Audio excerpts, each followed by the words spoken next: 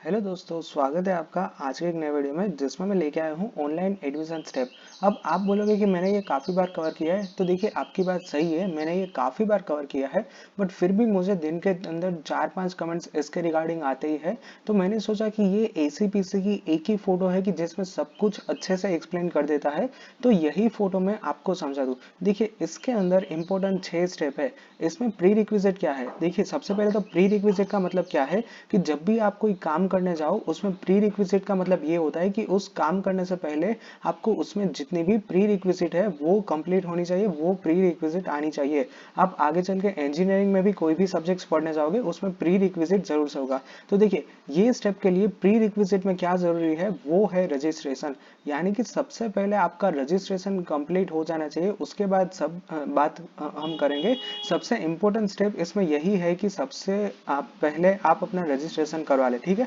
अब देखिए यहाँ पे मैं एक के बाद एक अच्छे से हिंदी में आपको स्टेप समझाऊंगा, ताकि अभी भी जो भी थोड़ा सा भी डाउट बचा है एडमिशन स्टेप के लिए, वो डाउट यहाँ पे सब कुछ क्लियर हो जाए। सबसे पहले स्टेप में ये लिखा है कि जैसे ही आपका रजिस्ट्रेशन प्रोसेस हो जाता है, उसके बाद एसीपीसी मेरिट लिस्ट डिक्लेयर करेगा ऑफ ऑल एलिजिबल कैंडिडेट्स। यानी कि सबसे पहले तो मैं आपको पढ़ के दिखाता हूँ फर्स्ट स्टेप में होता क्या है। After registration process, ACPC will declare merit list of all eligible candidates. Candidate need to verify merit number and category as mentioned in the registration detail.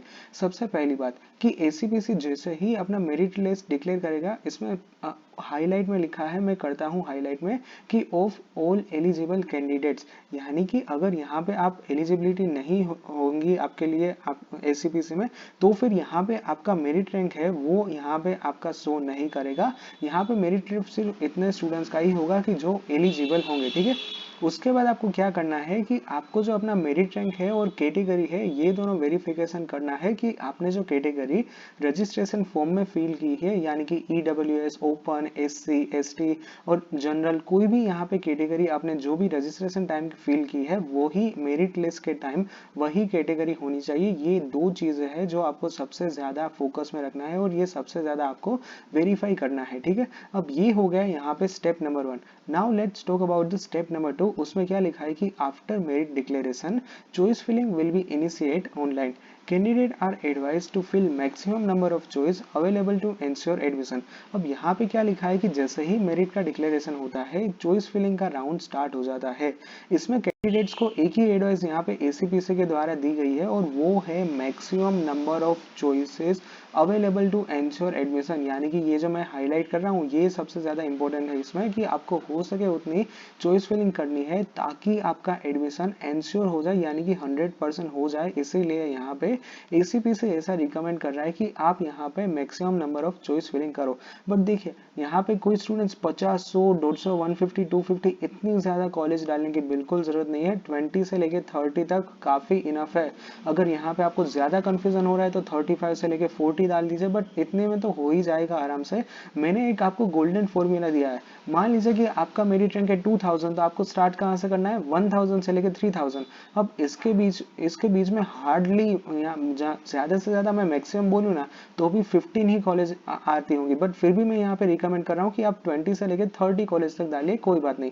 But इसमें भले ही लिखा हो कि आप अनलिमिटेड डाल सकते हो, बट हो सके उतनी, मतलब इतनी ही डालना कि जिसमें आपका सचोट एडमिशन हो जाए, यानी कि जो आपकी ड्रीम कॉलेज हो उसी में ही आपका एडमिशन हो, ऐसा स्मार्टली चॉइस फिलिंग करना है। उसके बाद now let's talk about the step number 3। First round of choice filling will be mock round. Based on analysis given, candidates should modify their choice or add more choices if not able to secure admission in actual round. अब देखिए step number 3 में क्या लिखा है कि first round जो होगा वो आपका होने वाला है मॉक राउंड। मैंने आपको 1000 बार समझा दिया है, फिर भी यहाँ पे एक ही मिनट में जल्दी जल्दी से आपको समझा दूं कि मॉक राउंड में होता क्या है। मॉक राउंड में आपका एडमिशन नहीं अलॉट होता है, आपको सिर्फ आइडिया आता है। अब मॉक राउंड के लिए किस तरह से चॉइस फिलिंग करें, इसके लिए मैंने ऑलरेडी काफी सारे वीडियोस आपको डाल के रखे, है तो वो एक बार जरूर से चेक कर लेना।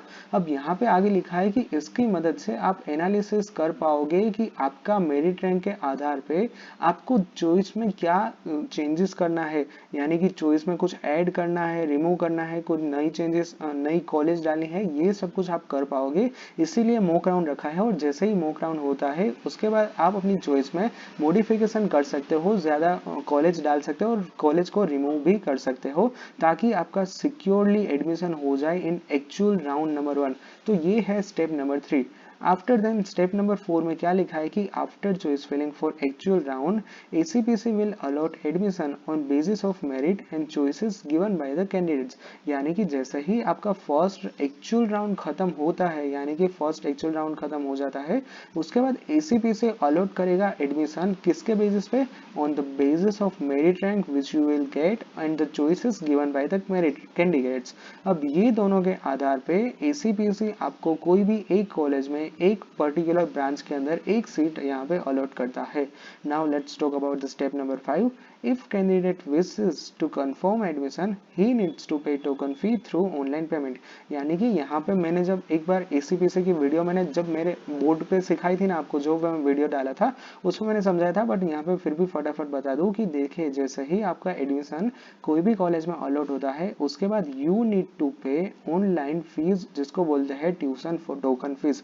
अगर यहाँ पे आपको अपना एडमिशन कंटिन्यू रखना है तो देखिए मैं ये भी हाईलाइट कर दूं कि if candidate wishes to confirm admission, ठीक है, यहाँ पे अगर आप कंफर्म करना चाहते हो तभी आपको यहाँ पे टोकन फी पे करने की जरूरत होती है। और टोकन फी भी कहीं पर बैंक में जाने की जरूरत नहीं है, ऑफलाइन जाने की जरूरत नहीं है, आपको घर बैठे बैठे 24/7 आप ऑनलाइन पेमेंट कर सकते हो, ठीक है। And now let's talk about the last and सबसे important point. It is mandatory to get admission slip online after paying token fees to confirm the admission is allocated.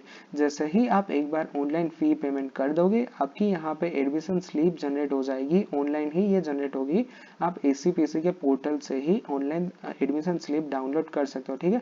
But इसके लिए आपको token फी successfully payment करना होगा, transaction successful हो जाए तभी आपकी एडमिशन फीस जनरेट होगी। अगर मान लीजिए कि यहाँ पे आपका ट्रांजेक्शन फेल बता रहा है, अगर एसीपीसी में पैसा नहीं पहुंचा है तो फिर आप अपनी एडमिशन स्लिप जनरेट नहीं कर पाओगे। तो that's why make sure that कि आपका जो भी ट्रांजेक्शन हो वो सही तरह से स्मूथली ट्रांजेक्शन हो जाए, उसके बाद ही आप अपनी एडमिशन स्लिप मिल सकती है और उसको डाउनलोड भी कर सकते हो। अब यहाँ पे एक्चुअल में एक ही प्रूफ रहेगा, एडमिशन स्लिप।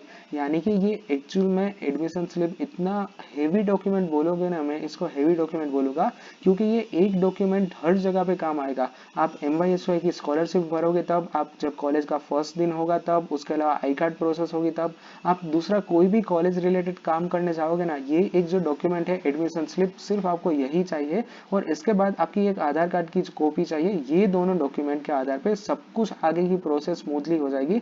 बट इसमें भी सबसे इंपॉर्टेंट है एडमिशन स्लिप, और वो कैसे जनरेट होगा, वो होगा जब भी आप ऑनलाइन ट्यूशन टोकन फी पे करोगे उसके बाद, ठीक है। So this are the 6 step for online admission. अगर आपको अभी भी इसके रिगार्डिंग कुछ डाउट है then do let me know in the comment section. Thank you.